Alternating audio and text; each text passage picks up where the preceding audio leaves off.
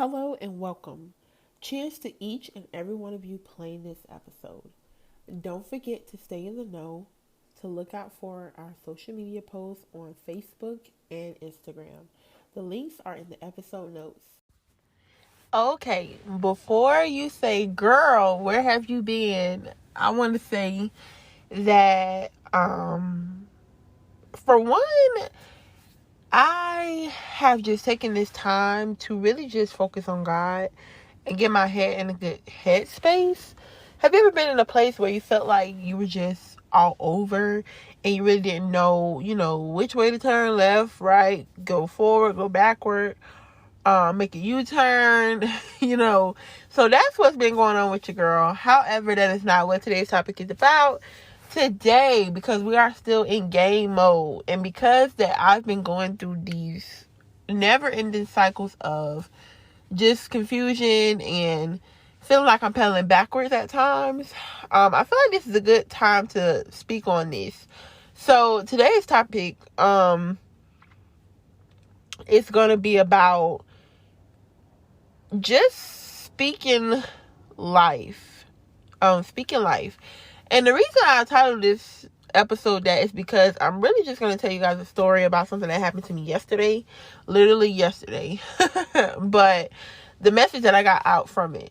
Because God will take certain things or small things and use them in big ways. Even to the person that is relaying it, they may not understand, what's going on. But in that moment, it will bless you because you knew that it was for you. And if I had to stop a few times in between, don't mind me. I did get my left side of my wisdom teeth removed, so I'm still recovering from that. So I will stop here and there just to get my jaw break. However, it's been too long, and I really feel like this message is going to come right on time because it hit me like a sack of bricks. So let's get into it. Dun, dun, dun, dun, dun. That's my gear up music, my game on music. You know how they, you ever watch the game and they be like, dun, dun, like the little intro music, and then they have like the football and the person ready to run? That's me right now. Like, game up, game on, let's go. Okay, so let me tell you what happened to me yesterday. So, yesterday, I reached out to my mom, and I had asked her, had she received something yet? And she was like, no, I haven't received it yet, but, she was like, God is teaching me patience. And so I said, oh, okay, and then I went to continue, and I said, well, I haven't received it either, but I am in dire need. Like, I've been waiting on this or whatever. And so she responded. She was like, no, not me. I know that God will send what I need to me in the very moment when I least expect it, but when I most need it. And so it was in that moment that I had to stop and reflect and say, Jasmine, take a step back. Look at where you're at and look at where God is trying to take you. And so I was like, for me personally, I've been dealing with patience in my life for a while now. Last year was just a year of patience. I endured a lot of tough moments and tough situations where I had to be patient to get the things that God had for me. I talked about how I had to move.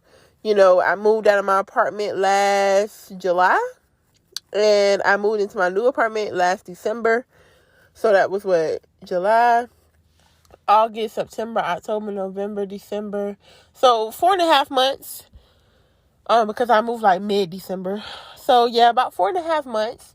I had to be patient because I was starting to lose hope that I was going to be able to find something that I liked and that I was comfortable with paying.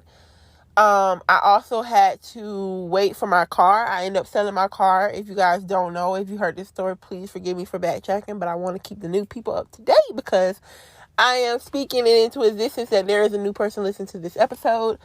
So I talked about how I had to sell my car, and I had to wait a month and a half to get a new car, which was really tough for me. Having to move and stay at another place was really tough for me because, you want your own space. You don't want to invade somebody else's space. And then just being patient right now because I'm about to start school in May. That kind of came faster than I thought, honestly. But there's another school that I wanted to join. But I'm not able to do so at this time, so I had to be patient. And so, God has just been dealing with me a lot with being patient. And so when my mother said those things to me, I know for a fact that she didn't even realize that God was using her to speak to me, because like I said, I felt like I was in dire need. Have you ever been in a situation where you felt like, okay, I know better is coming, but I can't wait for better to get here, because I feel like I'm just in a moment right now where I really need better? And so that's kind of how I've been feeling lately, I feel like I've been doing so well, and now I'm just kind of backtracking because a lot of things are just happening and unfolding in a way that we didn't think could happen, right? So, in that moment, I know that the Lord was using my mom. And so the reason I say I know for a fact that the Lord was using her is because, and this is why I want to record this, because I'm like, we do this so often, and I find myself doing it a lot. I found myself doing it when it came to my apartment. I found myself doing it when it came to my car. I found myself doing it when it came to starting this new job. I came to realize that I did it when it came to saving money. I came to the realization of I was faking it till I make it. But in my mind, I was telling myself I'm faking it till I make it. However, my faith and my fear my fear was overcrowding my faith. So really, I was faking like I had a lot of faith on the outside, but in the inside, my securities were speaking louder to me. And so the crazy thing is, I ended up talking to my brother, and he was like, "Oh, call mom on three-way." You guys, I'm sorry. I'm sitting in my car, and I'm looking at my car, and my car is like really dusty. Like, ew, it's like a whole bunch of dust just on the door of my panel of my car, like my door. I'm looking like, what is that? It's a whole bunch of dust. So I need to dust my car. But anyways, that ain't nobody but a distraction. Let me get back to focus. Rewind. Okay, so anyways, I end up calling my brother on three-way. We're talking, and so my mom asked my brother, like, "Oh, do you need anything?" And he's like, "Yeah, I still haven't received any, help from anybody, whatever," because my brother is in prison. And so my mom was just like, "Oh, I'm going to help you. I wish I could do it now, but I'm just waiting on a bunch of things to fall through, and I really need these things to fall through." And so I said, "Wait a minute. Nah." Like, I was like, wait a minute. Because I literally, mind you guys, I called my mom like 5 seconds after we had the discussion. I'm like sitting here thinking like she's so motivating. God has really used her to speak to me through my situation. And here we are, 2 seconds later, her whole attitude changes. So she went from, "Oh, God is teaching me patience. No, not me. I'm not stressing because I know that God will send it at the right moment, in the right time when I most need it, whatever. Here I am rooting her like, "Girl, look at you with this positive attitude. Now it makes me want to change my attitude." And so here I am to change my attitude. And we get on the phone with my brother, and my brother's asking her about the situation. And she has a whole different perspective. And she's like, "Oh, yes, I just really need these things to come through because I got a lot going on. And I want to help you. And I want to do this. And I want to do that. And I'm just tired of being patient. It should have been done already. These things are just da-da-da." And so I had to hold her accountable, or just let her be aware of what was going on. I said, "Hey," I said, "Now, look at here. What you doing?" I said, "Because now look at here. You was just literally the one sitting here on the phone talking about how you were being patient because God was teaching you patience. And not only were you being patient, but you knew that God would send you what you needed in the moment that you really needed it. So what happened?" And so she started laughing, and I started laughing, and I'm just like, isn't that crazy? Like, you can literally be sitting here telling yourself that I got this, God's going to get me through. He's going to carry me. And then in 2.5 seconds, that fear can creep in, or somebody else asks you about that situation. And in that moment, you may not be strong enough. And you're reminded again of the fact that you need this to come through because you have all these things dependent on this one thing. And so I just thought this was a good message because I'm like, God, this is what we do all the time. We walk around telling ourselves, "Oh, God's going to handle it. I got this. I'm faithing it till I make it. God's going to make it turn around for me." And I found myself in a situation where I know a lot of times where things didn't work out the way I thought they were going to work out. I knew that God was going to find me a new car because he allowed me to sell my other car. I knew that God was going to give me a new apartment because he allowed me to be able to move out of my apartment. I knew that God was going to find me a new job because my old job just wasn't cutting it. I knew God was going to be able to pay my bills, but the check wasn't coming fast enough. Like, you know what I'm saying? So in that moment, it's like, these things are coming, but you anticipate them coming because you know they're coming, and you're looking at what's in front of you and you're telling yourself, I need this to come now. I need these things to happen for me now. I need this change to happen now, because what's going on now is really holding me back from the good potential things I could be doing ahead. And so I thought that this was just a great message, because I'm like, we have to really be careful of the way we speak over our situations. The Bible says if we speak to the mountain and we tell it to move, that if we believe in our hearts that, it can be done, that the mountain will move and stray away. And it also says if we have a mustard seed of faith. And if you think about how small a mustard seed is, but if you think about how many mustard seeds mustard seeds together, how much it produces, that's like 1 grain of grits. So if you have like a small amount of grits, and then it starts off to be like, you ever cook some grits or cook some rice, and you're like, this ain't gonna be enough to feed these 7 people. And you look at it and you're like, oh, well, this little bit of amount of grits is not going to be enough. And then when it cooks up, you're like, oh, I cooked too much, or this rice, or I cooked too much. That's how you have to look at having a mustard seed of faith. A little bit goes a lot. And think about how small a mustard seed is. So just by having that, if you produce it and water it and grow it, it turns out to expand like a bowl of grits or a pot of grits or a pot of rice, So I think that the message in this is just to speak life over your situation, speak life over yourself, and make sure you pay attention to the situation, or when God is using people. Sorry, you guys, my bone is like scratching my tongue. I got my bottom wisdom tooth is just killing me. Every time I talk, my tongue is scraping the bone that is outside of the wisdom tooth, because that skin there is so thin. And they might have to even remove this bone. But it's just so annoying, because it's like, it's pricking me every time I talk. So sorry. I got a little tongue tied because I was like, I got shot. Boom. I got struck by the piece of bone. But, it's so important to speak life over your situations and take those negative thoughts captive, because once you do that, you are a winner. Like, you have control over your thoughts. You have control over what people speak into you.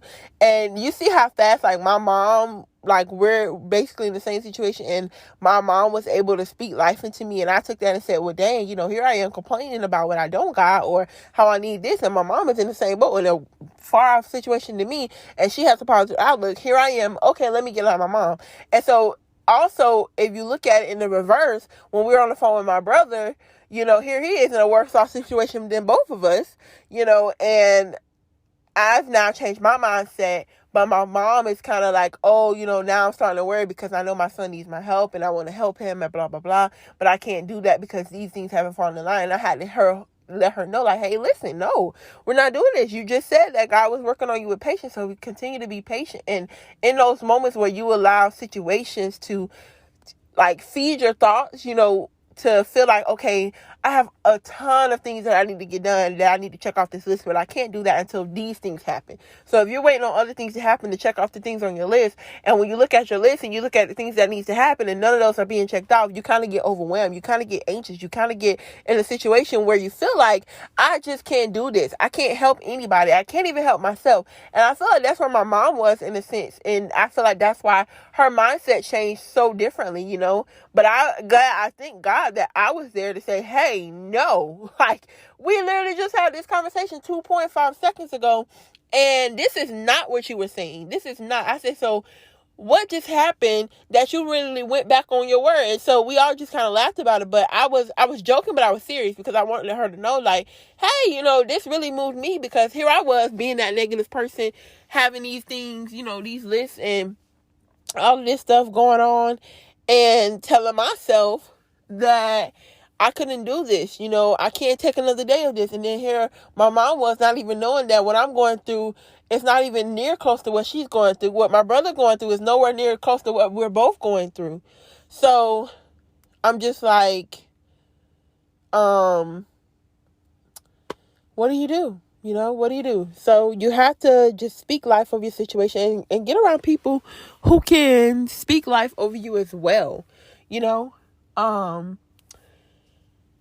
Do the best you can with just speaking life over yourself and others. And that's why I always talk about, I know you guys are probably tired of hearing this, but just being able to have friends that push you into purpose. Because when you get around people who can speak life into you and speak life into themselves, it helps you. You see how fast that was, like a chain reaction. Like, I was in a negative spot, my mom was in a positive spot, then we reversed it. My mom was in a negative spot, I'm in a positive spot, and then now we're both in positive spots. And here my brother is, it's just so crazy. It's funny how, we can be the light for somebody else, but when it comes to us, we can't be that light. And after I got off the call with my mom, I ended up telling the story to one of my friends, and I was like, it's amazing how God took that small thing. And like I said, I know for a fact my mom doesn't know that God used her, to speak that over my life, because she doesn't know what I'm going through. Me and my mom, we don't have those conversations. We're not close like that, if you want to say, per se, or whatever. So she doesn't know anything that's going on with me. And so, but I know what's going on with her. And so, like I said, I'm not in a worse situation than she is, but we're both in situations that we are just looking forward to better. And so I just want to come on here and tell you guys that story, because I want to be the person. And I think this is why, too, it's so important for us to share our stories, to share our testimonies, to share what happens to us, because you never know how somebody else is going to need it. You never know how your words can encourage somebody else. So I want to be on here encouraging you guys today that whatever you're waiting for, God knows when you're going to need it. God knows you're going to get it. You know you're going to get it. And until those things happen, I don't care what it looks like. If it's finances, if it's a new car, if it's a new house, a new home, a new job, a new mindset, a new perspective, if it's your health, if it's your family, if it's your friends, if it's your relationship, if it's damage, healing, whatever you're looking for, happiness, encouragement, better friends, better circles, whatever you're praying for, do not let the devil or your negative thoughts get you to be in a mindset to get closed off, to think that your prayers and your crying and your pain goes in vain, because God hears and sees all. He's omnipresent. He's there with you in this situation, and he'll pull you out at the right time, at the right moment. Think about the boys in the fire. He got down in the pit with them and he pulled them out. So God's there with you, and you have to be reminded of those things in times where you feel like, okay, God, I feel abandoned. Because if I'm honest, you guys, at times I feel like, okay, I question a lot of things. I question why. Okay, even though, like I said, I may have said this a few times. I know I've said it to my friends and my family, but I'm gonna say it to you, and then we're gonna wrap up. But I say a lot to myself, that I can't really reap the benefits of the things that I have. For one, with my car was such a blessing. If you guys know the story, I'm not going to keep sharing it, but you can go back to the last couple episodes and hear about my car journey. I had given up and started looking for a whole nother car. And when I stopped looking for what I wanted, God brought it to me, and I was just overwhelmed. And now that I'm in a situation where I felt so blessed. I felt like God had done the miraculous thing of just getting me this car that I had completely given up on, because I just told myself it was impossible for me to find this car at a price I wanted to pay, with low mileage, with everything I wanted and more. This car came with everything I wanted and more. The payment is amazing. Even though, I really didn't want to have to get a new car, you guys. I was 2 payments away from paying my car off. So I still sometimes struggle with that, because now that's more money coming out of my pocket. Yeah, it's only $100 more than my last car payment, but I could have been done. I would have paid off my car last September. I got this car I would have paid it off in November. I got this car in November. So that was just like a big shocker, because I wasn't planning on getting a new car. And now when I have financial troubles, or when I'm in a financial issue, I start looking at the things that God took away from me and what he gave me with, like, yes, this car is such a blessing, but I really would have liked to keep my car, because I was done paying it off. I would have been done paying it off. It would have been in my name. And then once I got ready, I could have got me another car. And God looked at that situation. He said, no, for one, I don't know what could have happened today, tomorrow with that car. There's a reason why God made me get another car. For what? I don't know. I know that my car had a lot of miles on it, but it really didn't have a lot of major issues. I kept the maintenance up on it, but I think God was just telling me that I'd rather save you now than you have to stress about this in the long run. So, sometimes I found myself talking myself out of beating myself up about the car, because I said the car makes sense. Then we have my apartment situation. My apartment situation is a little bit more complex, because there was an issue at my last apartments that I just was not comfortable with. And my son was there. So I said, no, I can't do this. So I had to end up packing up, moving, put my stuff in storage, and going to stay with my sister for a little while. And now I have my own place. But the rent at this place is definitely more. It's $300 more than what I was paying. And when I get in financial issues or financial trouble, I look back at that and I say, okay, God, I mean, honestly, the apartment thing made sense, but why couldn't I have found an apartment that was a little bit more cheaper? I went from paying this amount to now I'm paying $300 more than what I was paying. That's money I could have had in my pocket.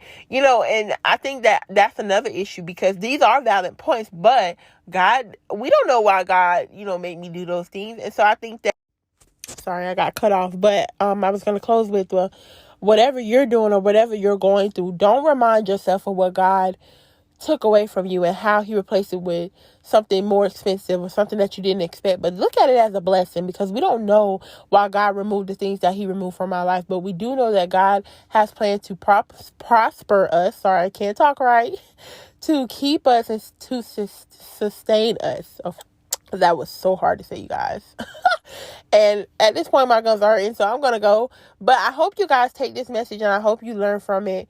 I hope it blesses you the way it blessed me when my mom shared that, or when God used my mom to just teach me a lesson, And I will see you guys on the next episode. It will be soon. It won't be ways down the timeline. But I feel like God uses me at the right moments, just like he used my mom yesterday. I feel like this message is going to bless a lot of you. So I'll see you guys on the next one. Bye.